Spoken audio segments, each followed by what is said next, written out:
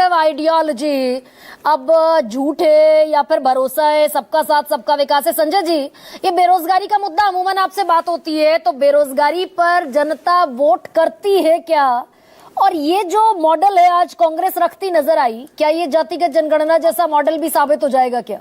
भाई नाना करते करते फिर हाँ हाँ करनी पड़ेगी।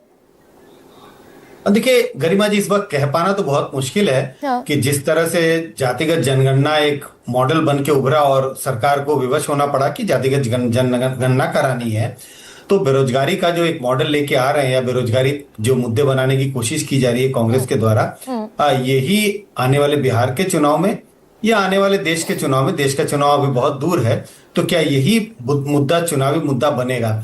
लेकिन अगर बिहार 2020 के चुनाव को याद करें, बिहार के चुनाव को, उस वक्त तेजस्वी यादव ने बेरोजगारी के मुद्दे को एक बड़ा मुद्दा बनाया था और काफी हद तक सफलता मिली थी। चुनाव में जीत हार मिलते रहती है, वो चुनाव जीत नहीं पाए लेकिन काफी सफलता हासिल हुई निश्चित रूप से। लेकिन लोकसभा चुनाव में ये पैटर्न पलट गया था सर।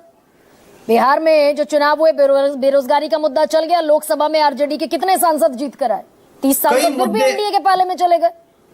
देखिए, विधानसभा के चुनाव में मुद्दे और लोकसभा के चुनाव में मुद्दे अलग होते हैं। लोकसभा के चुनाव में आजकल हम देखते हैं कि नेशनलिज्म का मुद्दा, लीडरशिप का मुद्दा वो ज्यादा चलता है। अगर आप विधानसभा के चुनाव में देखें तो नेशनलिज्म और लीडरशिप का मुद्दा, नेशनल लीडरशिप की, देश का नेतृत्व कौन करेगा, प्रधानमंत्री कौन है, इन मुद्दों पर वोट कम देते हैं। इसी वजह से आपने जो दो चुनाव के नतीजों में कंपैरिजन किया, उसी वजह से वो चुनाव के नतीजे अलग अलग हमें दिखाई पड़े। यानी विधानसभा चुनावों में बेरोजगारी का मुद्दा चलेगा और चल सकता है, चलने की पूरी संभावना है। और इसका एक इतिहास है। 2020 के चुनाव में ये मुद्दा चला था। और मुद्दा क्यों चलेगा? बिहार में जिन बातों की चर्चा हो रही है, पलायन बड़े जोरों पर है, बड़ी संख्या में युवा बेरोजगार हैं, इसकी चर्चा आज हम कर रहे हैं, लेकिन तमाम कभी भी आप चर्चा कर ले, ये मुद्दा बिल्कुल वहां ज्वलंत मुद्दा है, एक बर्निंग इशू है। तो मुद्दा चला है और मुझे लगता है कि 2025 के चुनाव में भी अगर पार्टियों ने इस मुद्दे को पे चुनाव लड़ने की कोशिश की तो जरूर चलेगा। अच्छा संजय जी, ये जो आज तालकटोरा स्टेडियम में भीड़ लगी हुई नजर आई, ऐसी भीड़ हमने हरियाणा में देखी, ऐसी भीड़ हमने यूपी में देखी, तो क्या ये विपक्ष का भी चुनावी कैंपेन के तौर पर ऊंट के मुंह में जीरा जैसा प्रयास ही माना जाए क्या? विपक्ष या फिर विपक्ष अपना एक गवर्नेंस मॉडल रखने की कोशिश कर रहा है कि सत्ता में आए तो ये मॉडल होगा?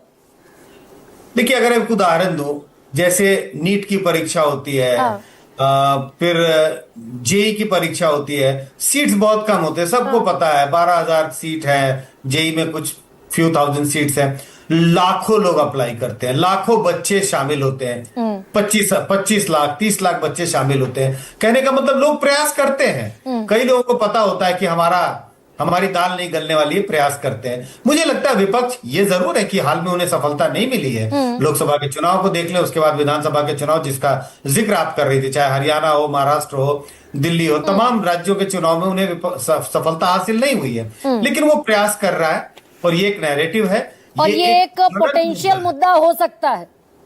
बिल्कुल हो सकता है, लेकिन जिस भीड़ की आप बात कर रहे हैं, ये 20,000 की भीड़ है। सिर्फ अगर इसी भीड़ पर विपक्ष निर्भर रहेगा तो हश्र वही होगा जो तमाम चुनाव में हुआ। बिल्कुल, तो लेकिन पोटेंशियल मुद्दा है और बेरोजगारी मुद्दा है, और सिर्फ मुद्दा नहीं है, बेरोजगारी सच है। और हर सरकार आती है चुनावी वादा कर बहुत हुई बेरोजगारी की मार, अब की बार डैश डैश सरकार, अब वो कोई भी हो सकती है, मोदी सरकार, अब की बार राहुल गांधी सरकार, लेकिन सत्ता में आने के बाद